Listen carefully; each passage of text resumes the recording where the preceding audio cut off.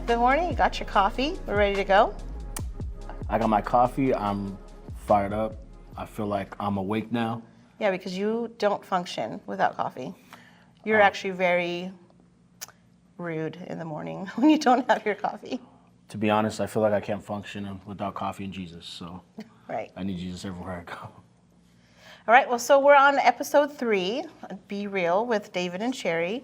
We are actually very, very excited about today. We had posted on our Instagram story that we were launching this podcast. And I asked if anybody had any questions or what they wanted to hear about. And we got a couple different subjects that people were wanting to know about, but the common thread was marriage. So we got a lot of feedback on people wanting to know about marriage, some questions about marriage. And so last night I posted on our story, if you had any questions, to go ahead and shoot them over to us. And so we're gonna get started on that. But the last time we recorded with you guys, we were talking about preparation for graduation. Yeah. And now we have officially two high school graduates in our house. Yes, we do. That was a very emotional time. I think excited. A part of me wants to be excited. Another part wants to be sad because it's not easy seeing your kids growing up, and we want to go back to when they're small. Like this. This was our graduate when he was small, and then he is What now happened? this. No. This is the same kid. Can you believe it? So sad. I think I created this and I was just like talking to it and wanting to kiss his little face. But Braden graduated, got through that. Pretty emotional. What was the most emotional part for you? Because I know what it was for me. For me, it was just going back in time, just thinking about, the first day of school, maybe even thinking about T-ball, and kind of going through the different years. I think his senior table kind of took me back in time, and I think it was all in the fields right there. Yeah. Because I was just thinking about, I remember what I was doing with him back then, and then to see him in his cap and gown, it really just put me on an emotional roller coaster. I think the whole day I was a mess.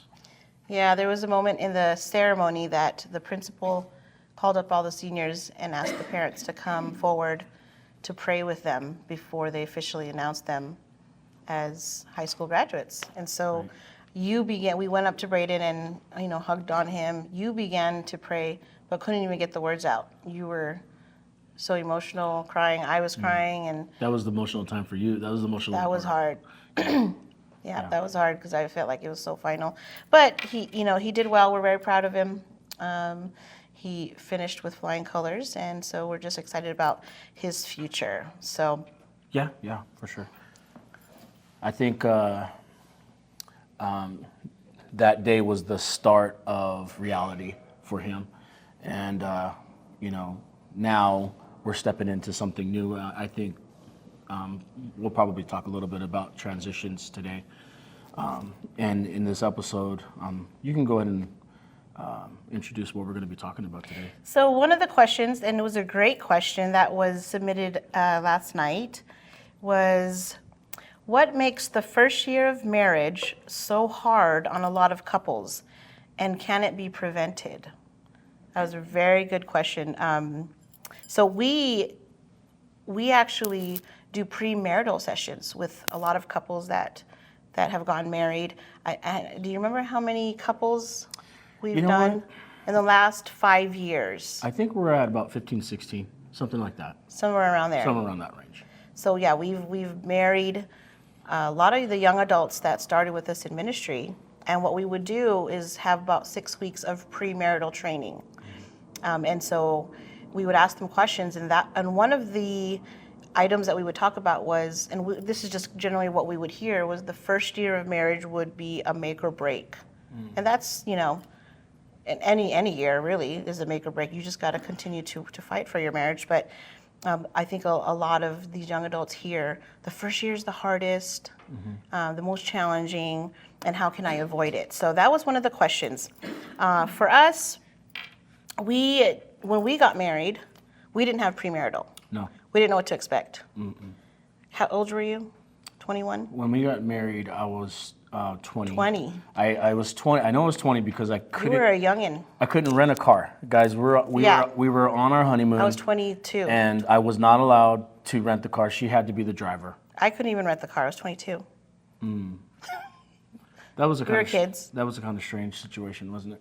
Yeah. So, but so we weren't prepared for marriage. We just were in love, and we knew we needed to get married. So, but so our first year, let's talk about that a little bit because I think it'll help tie in with the question. Right. For us, our first year of marriage was, I would say, challenging. If you heard the last episode, we talked a little bit about us getting married and right away getting pregnant, Yeah. right? And then 9 months later having Leia. So with pregnancy and having a difficult pregnancy right there in itself, all within the first year of marriage was pretty difficult. But let's just not even focus on that. Let's not focus on the pregnancy part. Just married, just being married. I think we had some unmet expectations. Yeah. That's kind of probably one of the biggest reasons why couples struggle Right. in their first year of marriage are unmet expectations, Right. right? Right. So you enter this transition of going from a bachelorette into being married, and now you realize you have expectations and the other person has expectations. And I think where it gets challenging is whether or not those expectations are, unrealistic. Right. You don't typically communicate that. I don't know anybody that, communicates what their expectations are before they get married in terms of what they expect. And on a more practical sense, okay, remember guys, this is being real, right? When you approach marriage, you have these expectations of what you think it's going to be. And if you're talking about intimacy, you're thinking about how many times I'm going to be intimate that week. Okay? Can I be real with you? I had expectations. I had expectations of all that. I knew it was like 3 times a day, every day. And that was my expectation. I'm just being real. Well, I'm just being real. when we got married, you hadn't been in a real relationship, like a real relationship. So obviously you've never been with a woman or a young girl. I mean, you were a teenager. So you definitely had them expectations, Yes. right? And so with that, I think probably every, not just men, but men have expectations on that. Yeah. Especially Christian saved men that have been waiting. Yeah. Well, okay, so when you're waiting, okay, you're ready to go. You're fired up. You're like, I waited all this time, girl. I'm ready. Are you ready? I'm ready. And then you enter Marry or burn, right? That's what Paul said. You enter into this union, and then now reality sets in, and then you start realizing I had expectations, she had expectations. I think, Yeah. maybe it's not the same. Yeah, so with that, I mean, we got married, got pregnant right away. So with pregnancy, if you've ever been pregnant, you know that you're not always ready to go. You're pregnant. You got a big belly, right? That's true. And so that caused some issues in our first year of marriage, right? I mean, it started causing issues in you internally because he didn't communicate much. You weren't a talker. I was more of an internal type of person. Right. So I it felt a certain started kind of way. it started affecting how we communicated with one another. You started feeling I don't know, talk about it. Insecure maybe? Yeah, I felt maybe unwanted, maybe not good enough. So it's insecurities, obviously, facing these challenges and these trials now in this situation. But a lot of it was internal, and I think what happened when you internalize things, it ends up projecting in a different way, not in a good way, I should say. And I think that projected in frustration. And hurt feelings. I think a lot of it was hurt feelings, because you want to be this macho man and you want to be this guy that you feel wanted and you feel received, and then when you don't, or at least it's not so much you didn't make you didn't make me feel that way. It's just I didn't really understand the situation, I think.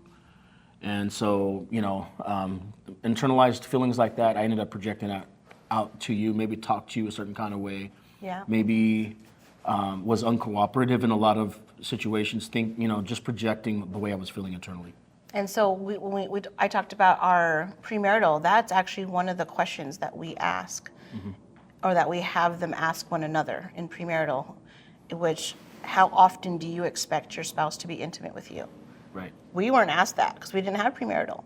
So that's one of the questions that that they asked each other. So that way, when they do enter into marriage, the expectations aren't shocking. Right. Right? And so I think that's one of them as far as why marriage can be a little bit challenging, are unmet expectations, but not just in intimacy, but in the roles of the man and the woman. So in my culture or my family, a lot of the women were strong, independent women. And very, I'm woman, hear me roar. I can do, you know what I mean? And Right. so with that background, it was like, I can do me all by myself. That's what kind of how I was raised. And so I had this expectation of, if ever we got in arguments, I'm like, I can do this all by myself. If you want to leave, leave. Because that was part of my upbringing, because I saw that. I saw a lot of divorce. I saw a lot of the woman is strong in raising the family. And so I think in our first year, there was whenever we would argue or fight, it was, fine, you want to leave, leave. Right? So we're about to get serious, because this was first year. This was me feeling like I was just this strong, independent woman.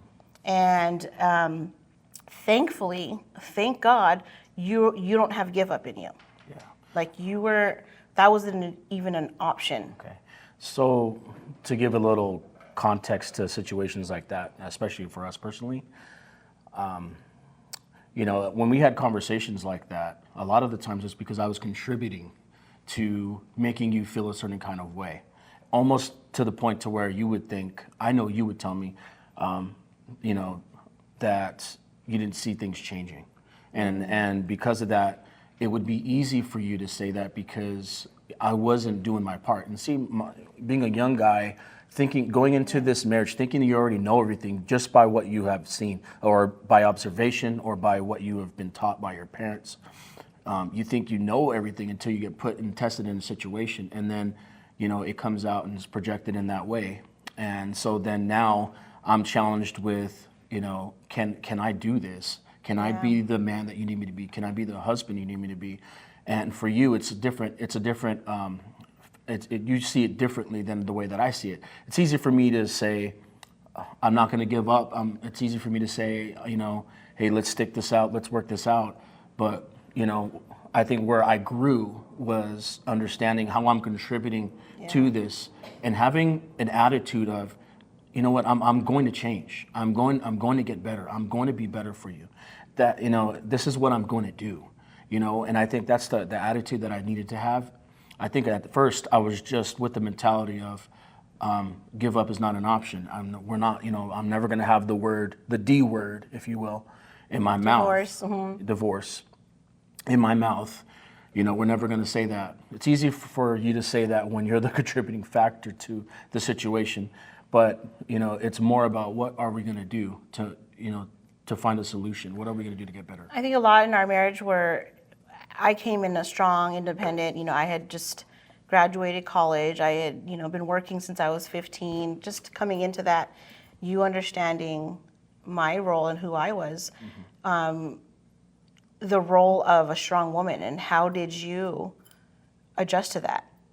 Of me being great with my finances, having had jobs, already been working for years, graduated college.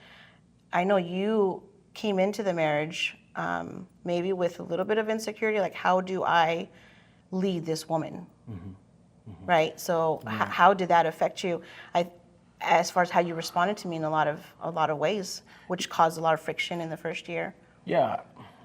The intimidation factor was a huge one for me, I think, at the time.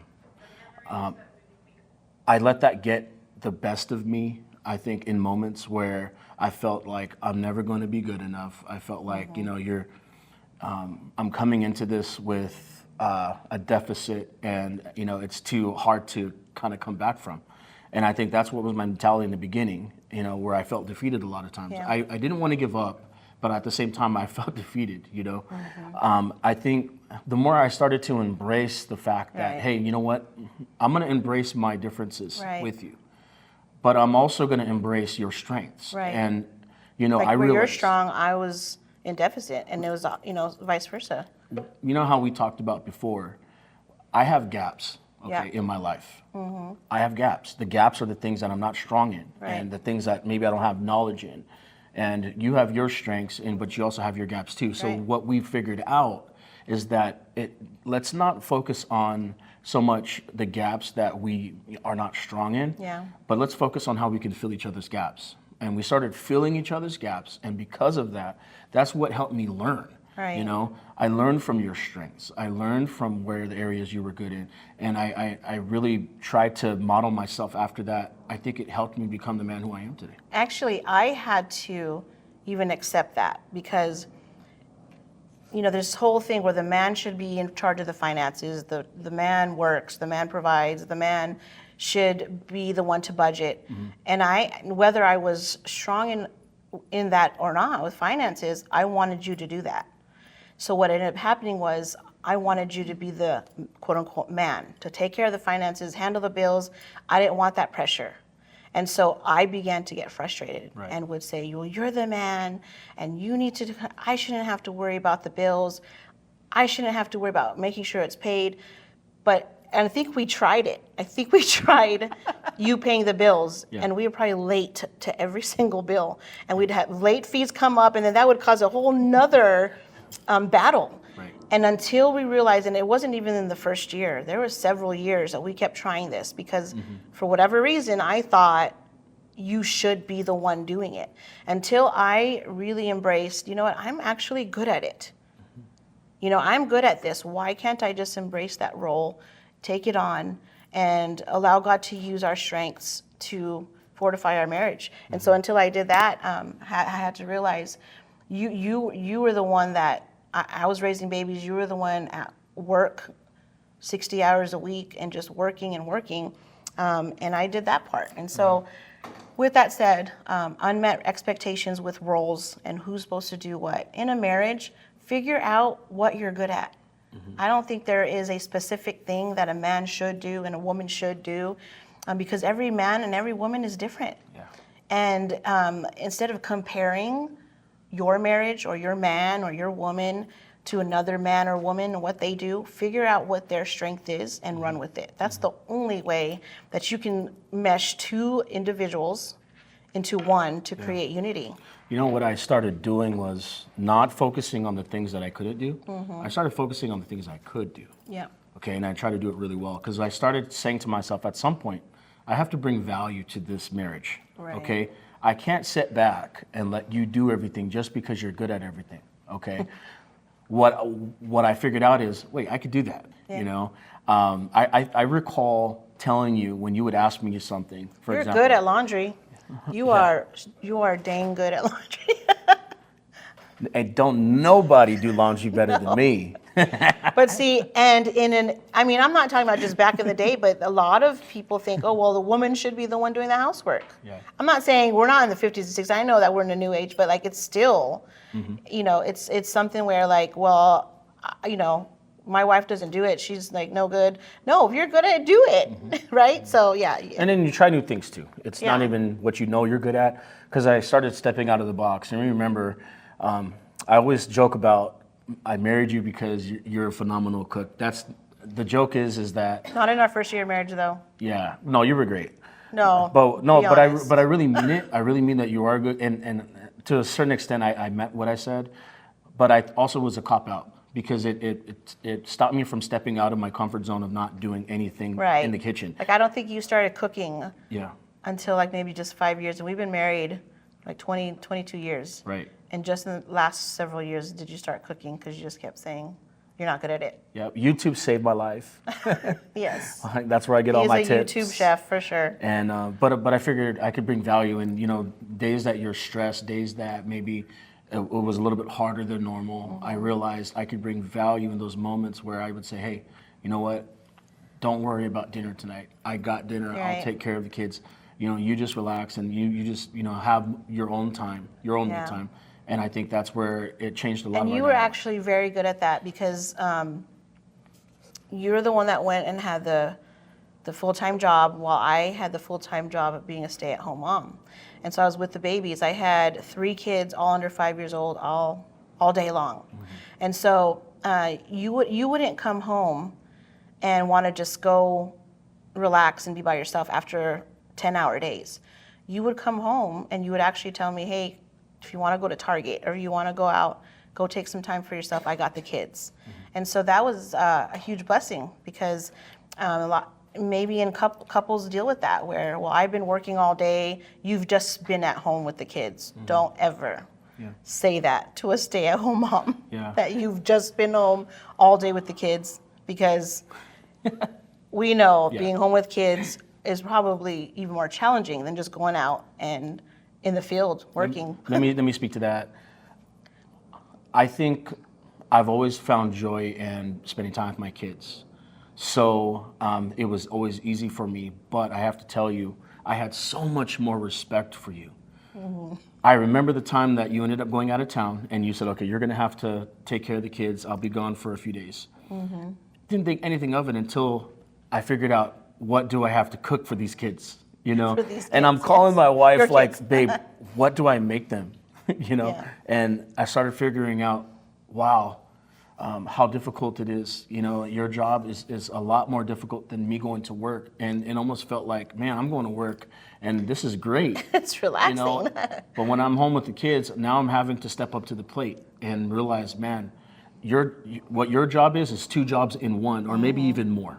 And you're a chef, you're an Uber driver, you're a judge, you're a referee, or everything in between, you're doing everything. And so I had so much more respect for you ever since then. That's where that whole thing came from. I came home and I was just like, man, you must be exhausted. Let me help you out. It was nothing compared to what I had to do. Yeah, you're pretty good at that. And so, with that, the unmet expectations, understanding your guys' roles and figuring out what the roles are. And it's just going to be both of you that figure that out, figuring out each other's strengths and weaknesses, and be okay. Whether you're the man or the woman, be okay to say, that's my weakness. But you're strong in that, and it's okay that you take that over. Yeah. And so talk about it, and so that So moving forward, what else is, I thought, in the first year of marriage and in every year is lots of humility, lots of grace, lots and lots and lots and lots. Yeah. I know with us, well, on both ends, not just me having, I know you look at me and you're like, oh, she needed a lot of grace, and thank God that you had to give me a lot of grace. Remember when I said I came in like I'm a strong woman, you had a lot of grace on me. Mm-hmm. You had a lot of grace on every single time I shut down or lost it or thought, well, I don't need no man to take care of me. You had a lot of grace to be able to say, look, yes, you do need me. Mm-hmm. And I did, because if you ever did leave, I would fall apart, right? And so you had extended a lot of grace and a lot of humility, and you were more often than me were the ones saying, what can I do? Mm-hmm. What can I do to make this better for us? And so in any marriage, that is so vital, is to be able to be okay with not having pride. Mm-hmm. And we had tried to really build a foundation where we would say, in our marriage and with our kids, there's no pride allowed in this house. Right? You don't always hit a home run on that, Right. Because pride always likes to stick its ugly head out when you're in heated moments. Maybe you have differences or disagreements, or you think you're right, and it's usually the same stuff. I want to be right. I want to prove that I'm right. Right. Or maybe you're wrong, but you're just prideful about admitting it. Humility is you know the difference. Okay, I realized operating with the spirit of humility in my home I saw the fruit of it, of the difference between that and pride. Yeah. And I think the pride, you want to hold on to it as long as you can, because you feel like you have control. When you operate in humility, you feel like you're in a posture where the other person has the control and you don't, and you feel like you're at a disadvantage.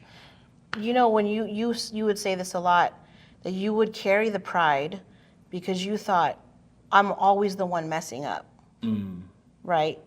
Like you would look at me like, you know, how I'm always the one making the mistakes, missing the mark. And so pride kept you to where I'm tired of making mistakes. And it just kind of got worse. Yeah, it made it worse It did. to have pride. It did, because it put a lid on what God. I'm not putting a lid on God. You don't put a lid on God. You put a lid on yourself, and you say, God, you can't help me now. And that's what happens when you operate with the spirit of pride. You're saying, God, you can't help me here. I'm going to do this on my own. And I found out, man, I can't even go to the grocery store without the Holy Spirit, let alone do it on my own. Right. And I need Him every day. I need Him in every situation. And that really helped me. I think, it's never easy. Okay, let's be real. It's not easy being humble. Yeah. And when you're humble, it really is, it doesn't feel so good. But if you just stay committed to that, Right. you'll see the benefits, you'll see the fruit from it. You'll see a more, the Fruitful? atmosphere of your home is going to be shifts so and much changes. better. And, I always found that when I operated in humility, you had so much more respect for me. Yeah. Like, what are we gaining really, Right. if we're being prideful people? Right. And I recall. Well, pride means you stop trying. That's true. Like when you're prideful, you're just like, well, I'm done. I am who I am. Deal with it. And I took that stance for a few years. It was a lot of brokenness in me. There was a lot of things in me that I maybe not had the best model when it came to marriage. So it was like, you married me for this, right? You knew who you were marrying. Oh my goodness, right? And so, but pride means you stop trying. And the worst thing you can do as a couple is stop trying. Yeah. And stop trying to be better. Stop trying to, what do we say in our marriage? Premarital. Most couples will say, I married you because why? Why? I married you because you make me happy. Yes. Or you make me feel special. Yes. It's always a me mentality. Right. I'm marrying me. you because you make me feel this way. And what we've tried to shift in our premarital was to say, how about you marry that person because you say, I want to marry you because I want to make you the happiest man on earth.